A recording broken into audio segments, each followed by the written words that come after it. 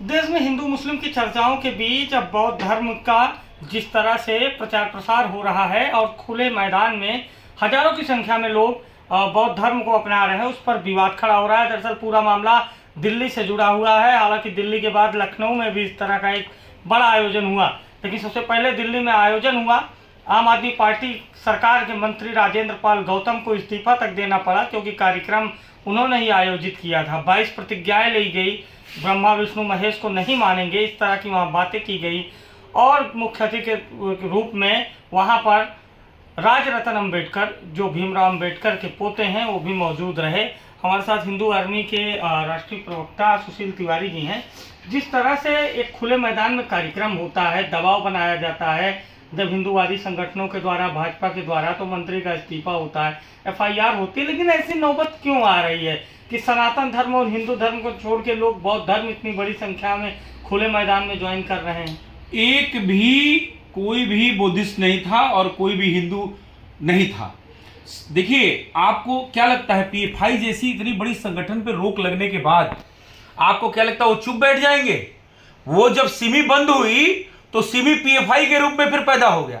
अब PFI बंद हुई है तो यही भीम आर्मी या बामन मेश्राम या राजरत्न अम्बेडकर या राजेंद्र पाल गौतम या इस तरीके के जितने भी बहरूपियां हैं, चाहे वो चंद्रशेखर रावण, ये पैदा हो गए हैं। देखिए, इनको ऊर्जा कौन दे रहा है? ऊर्जा जहां से PFI को ऊर्जा मिल रही थी, वहीं से इनको आज ऊर्जा मिल रही है। इस बात को समझने की जरूरत है अभिषेक जी। देखिए, ये षड्यंत्रकारी भेष बदलकर और जो है वहां पे बोलते हैं कि हजारों की संख्या जो है हिंदुओं ने बौद्ध धर्म अपनाया। पहली बात आपको एक बात आता है, बौद्ध धर्म नहीं है और बौद्ध कोई धम्म नहीं है। ये जो बहरूपी है, ये जो कुकुरमुत्ते, ये जो राष्ट्रद्रोही, ये जो देश के गद्दार दोगले, चाहे वो चंद्रशेखर रावण हो, बामन मेश्राम हो, और चाहे वो राजरत्न अम्बेडकर हो, और चाहे वो राजेंद्र पाल गौतम हो, एक बात समझिएगा, इनको अगर जाकिर नाइक जो आज कहता है कि मैं अपने भगवान के अलावा किसी से डरता नहीं और आज देश छोड़ के भागा हुआ है, उसी तरीके से जब राजेंद्र पाल ये राजरत्न अम्बेडकर ने देखा कि अब तो हमारे ऊपर जाकिर नाइक की तरह कार्रवाई जो है हो जाएगी, तो वो सीधे ऑस्ट्रेलिया भाग गया। इस बात को समझिएगा। ये जो 4 बहरूपी है, मैं जिनका नाम आपको ले रहा हूं, ये आपको लगता है कि ये दलित हैं। पहली बात तो ये दलित है नहीं, ये कोई पाकिस्तान का एजेंट है, कोई PFI का एजेंट है, कोई इस्लामिक एजेंट है, कोई बाहरी ताकतों से फंड लेके काम कर रहा है और हमारे दलित भाइयों को भ्रमित करने का काम कर रहा है। इसके आप इतने आरोप लगा रहे हैं, जो इतनी बड़ी संख्या में लोग जा रहे हैं दूसरे धर्म की ओर, तो वो तो स्वेच्छा से ही जाएंगे ना। बरगला तो आप 1-2 लोगों को सकते हैं, लेकिन 10,000 की संख्या को आप नहीं बरगला सकते। नहीं, देखिए, हम फिर आपको मैं बता रहा हूं कि वो संख्या हिंदुओं की नहीं थी, वो वही थी जैसे शाहीन बाग में भेष बदल के लोग जा रहे थे। ये वही थी जब किसान आंदोलन के अंदर एक इमरान नाम का व्यक्ति जो है सरदार जी का पगड़ी पहन के पहुंच जाता था और ये होता था कि सारे सरदार जी लोग जो है किसान आंदोलन में शामिल हैं। तो ये षड्यंत्र है, वहां पे कोई भी हिंदू नहीं था, पहली बात। दूसरी बात, ना राजरत्न अम्बेडकर हिंदू है। अब जहां तक आपकी बात है कि इतने धर्म, तो धर्म आपको बता दें, बौद्ध जो है, बौद्ध कोई धर्म नहीं है, बौद्ध हमारा पंथ है। और जो महात्मा बुद्ध हैं, उनके उपदेशों को सुनिएगा तो वो उन्होंने कहीं हिंदू धर्म से विपरीत कोई काम नहीं किया है। आप समझने का प्रयास करिए। ये तो ये प्रोपेगेंडा, ये कुकुरमुत्ते फैला रहे हैं, समझिए, ये कॉकरोच है, क्योंकि ये जिहाद कर रहे हैं। वो इन्होंने देखा कि अरे यार, अब तो इस्लामिक आतंकवाद पे यहां पूरी तरीके से ईश्वरीय अवतार योगी जी, मोदी जी ने रोक लगा दिया, अमित शाह जी ने रोक लगा दिए। तो अब बचा कौन था? तो एक सॉफ्ट कड़ी है दलित शब्द, और दलित को क्या करना है? तो यार ऐसा है, वो अम्बेडकर, बाबा साहब भीमराव अम्बेडकर ने जो है बौद्ध धर्म ले लिया था फलाने 1950 में और 1952 में, और ऐसा करते हैं कि वो टारगेट बनाते हैं। तो आज की डेट में बाबा साहब भीमराव अम्बेडकर का नाम ये सब जितने भी हैं बेच रहे हैं। लेकिन आपको बता दें, मुखौटा इनका दलित का है, मुखौटा बौद्ध का है, लेकिन काम इनका प्रॉपर इस्लामीकरण करना है। इसके अलावा कोई एजेंडा नहीं। बौद्ध धर्म अगर लोगों को ज्वाइन ये लोग करा रहे हैं, तो इससे इस्लामीकरण कैसे हो रहा है? आपको ऐसा लग रहा है? आप कभी बामन मेश्राम की सभाओं में जाइएगा कवर करने के लिए, आप देखिएगा कि किस तरीके से मीम और भीम का ये लोग एक षड्यंत्र कर रहे हैं। अगर उसको विवरण में जाएंगे तो आपकी वीडियो 1 घंटे की हो जाएगी, आपका ये इंटरव्यू 1 घंटे का हो जाएगा। मैं संक्षेप में बता दूं तो बामन मेश्राम जो है अभी 6 तारीख को एक टारगेट किया, बोला मैं आरएसएस से कार्यालय को घेरूंगा, मोर्चा निकालूंगा। बहरहाल हिंदू आर्मी ने भी आवाज उठाई और आज की डेट में नागपुर में उसके ऊपर केस हो गया और भागता हुआ फिर रहा है। कौन? बामन मेश्राम, जो बाम सेव का अध्यक्ष है।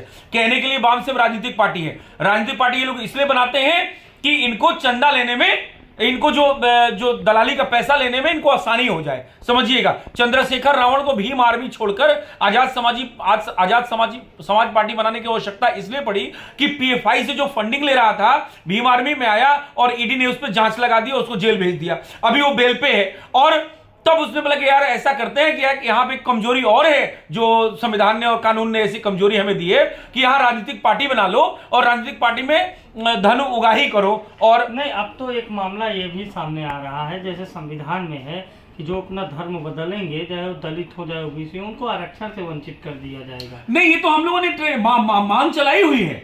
हाँ। देखिए, जैसे हम बाइकआउट की मांग करते हैं, जैसे हम हिंदुओं से खरीदारी करो उसका अभियान चलाए हुआ, उसी तरीके से भाई जब तुम्हें अपने जाति पे, अपने धर्म पे, अपने संस्कृति पे विश्वास नहीं तो तुम आरक्षण किस बात का लोगे।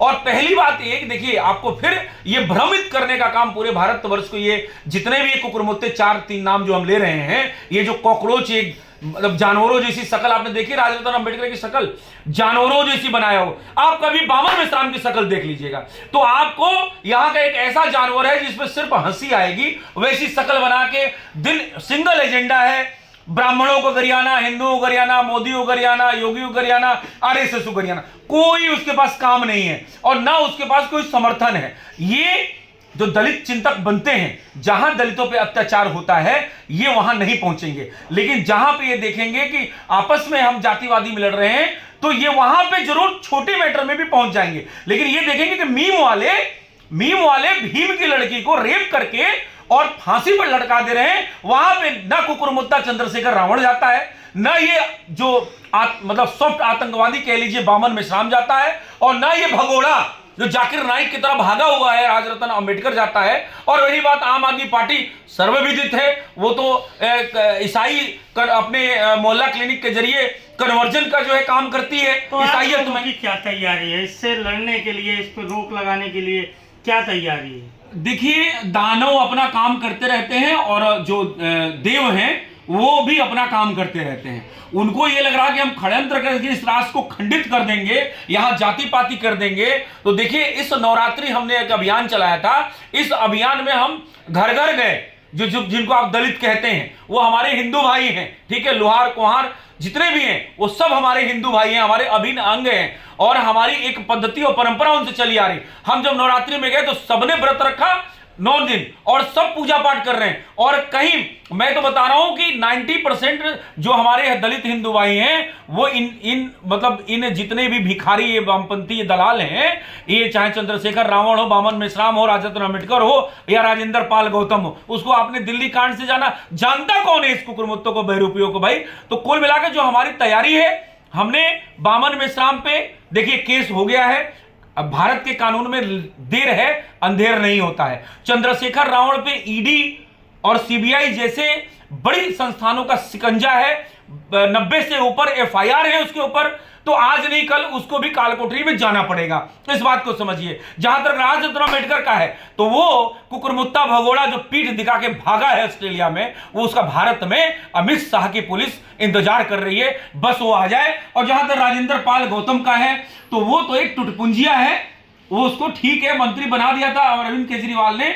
एक देखिए, दिल्ली एक मेयर वाला जगह है, वो कोई उसको हम हिंदू आर्मी उसको राज्य का दर्जा तो नहीं मानती है। वो एक जैसे लखनऊ का आप ऐसे मान लीजिए कि यहाँ मेयर का चुनाव हो रहा है ना, बस वो दिल्ली का मेयर है, इसके अलावा ना उसके पास कोई अधिकार है। अब वो अपने आप को मंत्री कह ले और अपने आप को मुख्यमंत्री कह ले, तो वो भी कसाई केजरीवाल जो है उसको मंत्री बना दिया था। फिलहाल उसको ये बात समझ में आई कि हिंदू जो जूते से मारेंगे, तो इस वजह से उसने बोला कि भैया तुम इस्तीफा दे दो, तुम ये दलित और बौद्ध बहुत हो गया।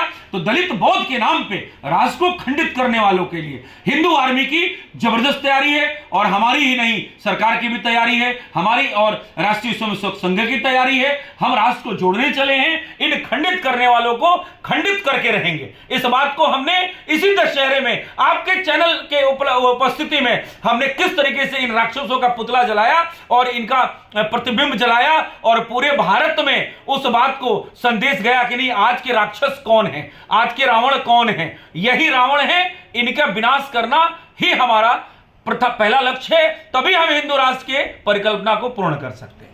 तो ये हमारे साथ हिंदू आर्मी के राष्ट्रीय प्रवक्ता सुशील तिवारी थे, जिन्होंने दिल्ली की घटना को लेकर अपनी खुलकर राय दी। लेकिन लगातार देश में जिस तरह से पीएफआई बैन होने के बाद अब बौद्धिज्म के नाम पर धर्म परिवर्तन खुलेआम हो रहे हैं, कहीं ना कहीं सरकार के लिए चिंता का विषय है। लखनऊ से कैमरा पर्सन मानस मल्होत्रा के साथ मैं अभिषेक शर्मा।